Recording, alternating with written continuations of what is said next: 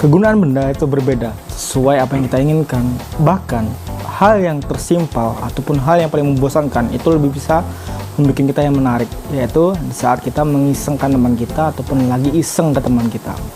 Dan berikut ini gue akan bahas beberapa origami yang bisa membuat kalian ingat tentang hal-hal ini di sekolah dulu. Jadi ini dulu.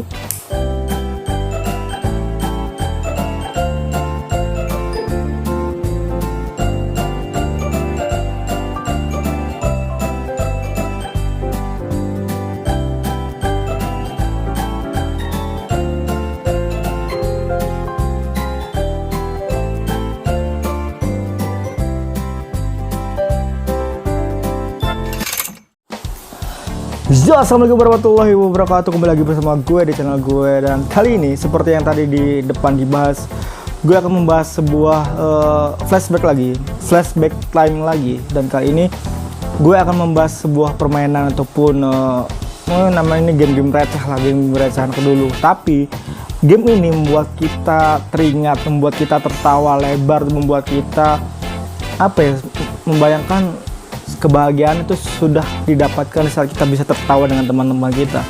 Jadi gue akan bahas origami yang akan mengingat kita ke masa lalu. Jadi jangan kemana-mana, kita lanjut flashback time.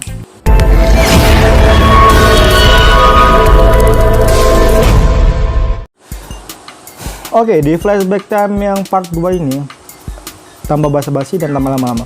Kita akan yang pertama adalah boneka hati. Gue akan namakan setiap permainan origami yang gue sebutkan di sini, dan sebagian itu bisa gue simpulkan dari mereka membuat origami ini seperti apa kegunaannya. Jadi gue namakan ini boneka hati karena di saat teman-teman kita nggak ada, maksudnya di saat kita lagi pengen menyendiri waktu SD atau zaman dulu guys. Apalagi gue lebih suka dulu menyendiri guys. Saat teman-teman gue lagi ceria, lagi happy, gue gak ingin mematahkan kebahagiaan itu guys. Jadi gue lebih suka menyendiri sih. Dulu lebih suka menyendiri dan gue iseng-iseng buat boneka seperti ini. Jadi gue namakan boneka hati. Dan boneka hati ini sering kayaknya gue jadi bahan curhatan guys. Jadi kalau kita tidak bisa curhat ke teman-teman kita, boneka hati ini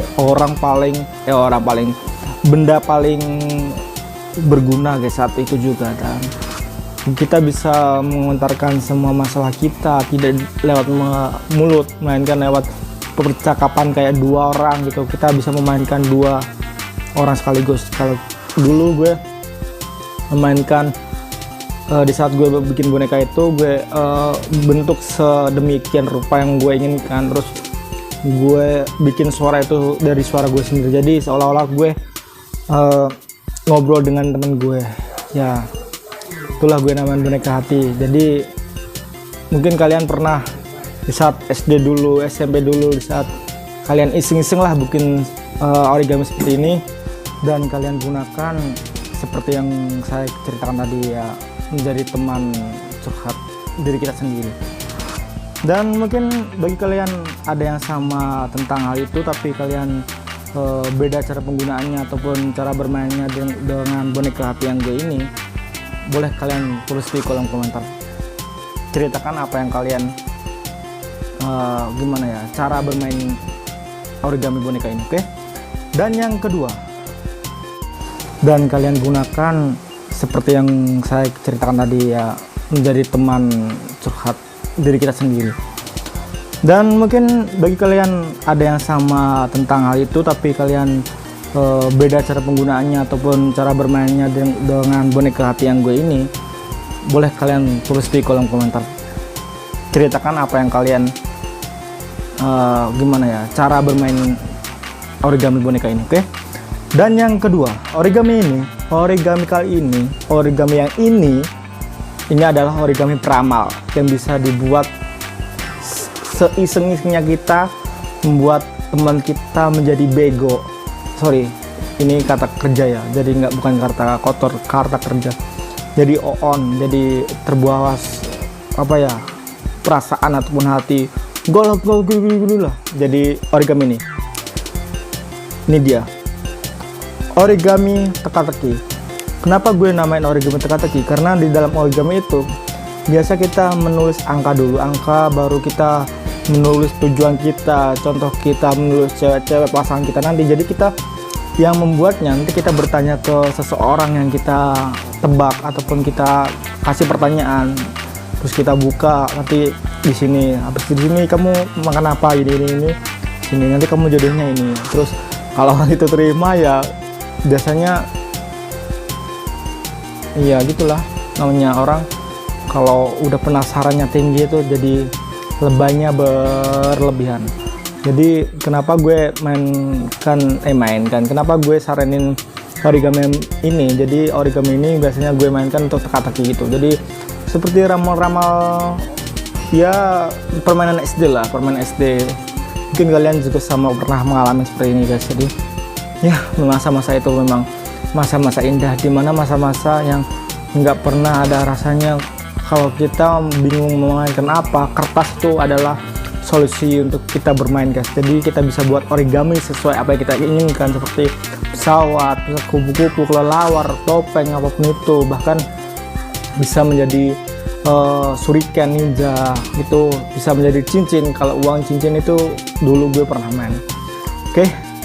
Dan banyak keseruan-keseruan lain di saat kita mengingat masa-masa SD guys. Jadi sebuah kenangan, sebuah memori itu akan selalu diingat apabila yang kedua hal, yaitu kebahagiaan dan keburukan, biasanya itu akan teringat. Kecuali suatu peristiwa itu benar-benar nggak ada artinya, jadi nggak ada bodo amat lah, jadi peristiwa itu benar-benar akan lupa guys. Ya itulah masa-masa yang sudah terlewatkan, jadi kita hanya bisa mengingatnya lagi untuk memflashbackkan lagi. Oke. Dan yang ketiga, origami yang ketiga ini biasanya origami yang paling iseng di saat teman-teman lo lagi tidur, di saat niat keisengan lo itu sudah maksimum. Itu origami ini yang gue ambil dari kesimpulan gue video gue kali ini guys. Jadi origami yang ketiga ini adalah kuku. Ya, seperti namanya origami kuku ini, origami kuku ini bisa dibuat iseng, seiseng-isengnya orang yang gabut, nggak bener-bener. Kalau mau iseng tuh origami ini yang sering digunakan sih menurut gue. Kalau teman-teman lagi kita tidur di saat pelajaran, banyak dulu teman gue guys, teman gue itu lagi tidur saat pelajaran bahasa Inggris. Tapi untungnya guru itu dia nggak pernah marahin murid-muridnya lagi tidur guys. Jadi biasanya sering orang-orang yang tidur tuh di belakang, posisi di belakang pojok lagi, dan orang yang di depannya itu paling suka isengnya kita membuat kuku-kukuan seperti ini. Terus kita cakar-cakar di bagian kakinya, kan biasanya pakai celana yang agak-agak legging, agak pensil itu, celana pensil yang kecil, makin ke bawah tuh makin kecil, lancip gitu seperti pensil. Jadi masih terlihat kulitnya guys. Jadi disitulah kesempatan kita untuk iseng. Di saat kita sudah membuat origami kuku ini, baru kita mainkan dengan cara iseng. Di saat semua lagi fokus ke depan, yang orang yang mau iseng pasti akan lakukan seperti ini. Dia akan cakar perlahan, semakin perlahan, baru dia cekram sekuat mungkin. Itu kalau dicekram itu bukan, kalau lagi sadar itu nggak sakit guys, tapi kalau nggak sadar itu kayak gimana ya, rasanya tuh digigit semut lah. Jadi itu responnya akan sangat lucu sekali guys. Jadi pengalaman itu yang gak pernah gue lupain sampai saat ini juga. Jadi gue akan rangkum semua pengalaman gue di video ini. Jadi sewaktu-waktu gue ingin membuka video ini lagi ataupun ke flashback ke zaman-zaman SD dulu, gue buka video ini pasti ada pengalaman-pengalaman yang gue nggak bakal lupa. Karena di masa-masa seperti ini menurut gue masa-masa paling masih diingat guys. Tapi kalau sudah tua nanti, memori kita akan berkurang drastis. Jadi masa-masa SD dulu nggak pernah kita ingat. Jadi ya itulah namanya kemampuan manusia, cara beringat manusia itu berbeda-beda guys. Nah, mungkin dari kalian ada yang bisa komentar di bawah origami apa yang sering kalian buat iseng ke teman-teman kalian, oke? Dan biasanya kalau origami ini kalian bisa gunakan untuk iseng ke teman kalian, berarti kalian pernah ngerasain gimana caranya bahagia tanpa memikirkan uang. Yaitu bahagia sederhana yang kita bisa buat dengan kreativitas kita sendiri, dari kertas kita bisa membuat iseng-iseng jahil, alat super jahil yang bisa kita buat. Jadi ya mungkin itu saja video kali ini. Kesimpulannya adalah kebahagiaan itu tidak perlu mewah, yang penting tujuannya untuk menghibur dan niatnya untuk menghibur diri kita sendiri ataupun menghibur orang lain biar bisa ikut bahagia. Dan mungkin video cukup sampai di sini dulu.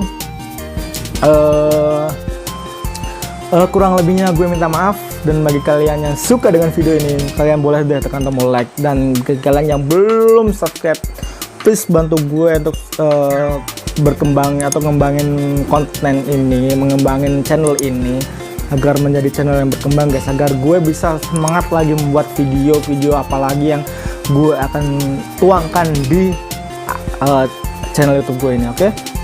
Jadi thank you bagi kalian yang sudah menonton video ini, dan jangan lupa guys, tonton video gue selanjutnya di channel YouTube gue, dan jangan lupa aktifkan notifikasinya agar kalian mendapatkan informasi terbaru dari gue. Oke?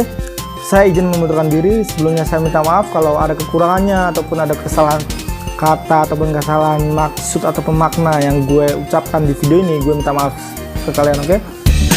Dan terima kasih. Wabillahi taufiq wal hidayah. Wassalamualaikum warahmatullahi wabarakatuh. Salam kreatif.